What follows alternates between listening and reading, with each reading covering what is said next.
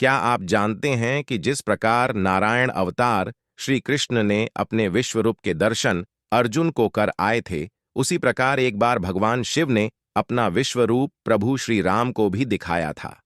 इसका प्रमाण हमें पद्म पुराण में मिलता है। शिव गीता, जो पद्म पुराण का ही भाग है, उसके अध्याय 7 में इस बात का वर्णन आता है। इसके अतिरिक्त भगवान शिव के विश्वरूप का वृत्तांत हमें कुर्म पुराण के अंतर्गत ईश्वर गीता में भी मिलता है। भगवान शिव ने श्री राम को रामगिरी पर्वत के दंडकारण्य वन में गोदावरी नदी के तट पर ईश्वर गीता, जैसे शिव गीता भी कहा गया है, इसका ज्ञान दिया था। इस प्रकरण का उल्लेख हमें पद्म पुराण के उत्तरखंड में मिलता है। पद्म पुराण वेद व्यास जी द्वारा संग्रहित 18 पुराणों में से एक है। ईश्वर गीता में 16 अध्याय हैं, जिसमें भगवान शिव श्री राम को सभी दिव्य ज्ञान का सार प्रदान करते हैं, जो उस समय अपनी पत्नी से अलग होने के कारण दुखी और भ्रमित थे। शिव गीता के 7वें में अध्याय के अनुसार भगवान शिव पहले अपने बारे में सब कुछ नहीं बताते हैं, परंतु जिज्ञासावश प्रभु श्री राम उनसे फिर भी सवाल पूछते रहते हैं। कहती हैं, आप कहते हो कि मैं जगत की उत्पत्ति और पालन करता हूं। इसमें मुझे बड़ा आश्चर्य है। स्वच्छ फटिक मणि के समान, जिनका शरीर और 3 नेत्र तथा मस्तक पर चंद्रमा है, ऐसे आप पुरुष आकृति मूर्ति धारण किए हो और पार्वती सहित ब्रह्मा आदि गणों के साथ यही विहार करते हो। आपने पंचभूत आदि चराचर जगत कैसे उत्पन्न किया? हे गिरजापति, जो आपकी मुझ पर कृपा है तो आप कहिए। भगवान शिव भोले शुभ संवत के बीच में जिस प्रकार महान वट का वृक्ष सदा रहता है, उसी से वृक्ष निकल भी आता है। यदि ऐसा ना हो तो बताओ, वह वृक्ष कहां से आता है? इसी प्रकार मेरे सूक्ष्म शरीर से सब भूतों का जन्म पालन और नाश होता है, अथवा जैसे प्रतिदिन सूर्य से प्रकाश उत्पन्न होता है और संध्या समय विलीन हो जाता है, उसी प्रकार मुझसे जगत उत्पन्न होकर विलीन हो जाता है और मुझ में ही स्थिर रहता है।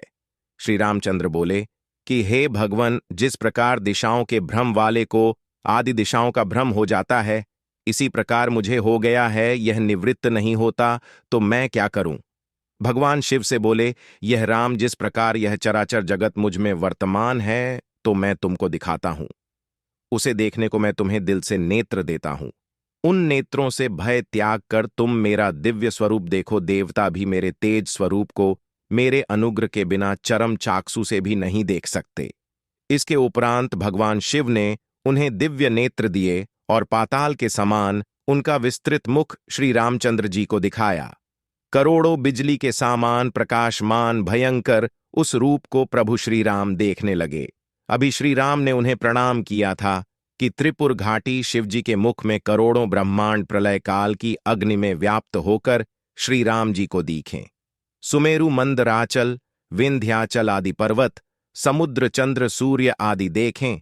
सब ग्रह पंचमहाभूत और सभी देवता 14 लोक और ब्रह्मांड को देखकर श्री रामचंद्र जी बारंबार उन्हें प्रणाम करने लगे। तत्व ज्ञान मिल जाने पर श्री राम उपनिषदों के वैदिक मंत्रों और अर्थ रूपवाणी से शिव जी की स्तुति करने लगे। श्री राम बोले, आपकी माया से कल्पित हुआ यह विश्व तुम्हारे ही स्वरूप में प्रतीत होता है। श्री राम भगवान शिव जी का रूप देख विस्मृत उठे और उनके सभी बहुमुखी गुणों का वर्णन करते हुए बोले, इस रूप का दर्शन करने के लिए तो दिल से प्राणी भी तरसते हैं। आप अपने तज से सब जगत व्याप्त और प्रकाशित करते हो। हे देवाधिदेव, आपके प्रकाश के बिना तो जगत क्षण भर में अदृश्य हो जाए।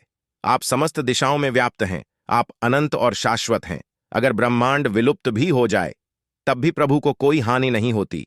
तब प्रभु श्री राम अपनी विस्मयकारी स्तुति को समाप्त हैं और भगवान शिव से कहते हैं, हे शंकर जी, आपके अनुग्रह से आप में एकत्रित सब जगत को देखकर मुझे प्रतीति हुई। उन्होंने शिव जी से अनुरोध किया कि वह अब अपने सौम्य व्यक्तिगत रूप में वापस आ जाएं, और ऐसा कहकर श्री राम ने अत्यंत प्रसन्नता में अपनी आंखें बंद कर लीं। जब उन्होंने पुणे अपनी आंखें खोलीं तो अपने सामने व्याघ्र चर्म का वस्त्र ओढ़े त्रिशूलधारी भगवान शिव को देखा तो कमेंट में हर हर महादेव जरूर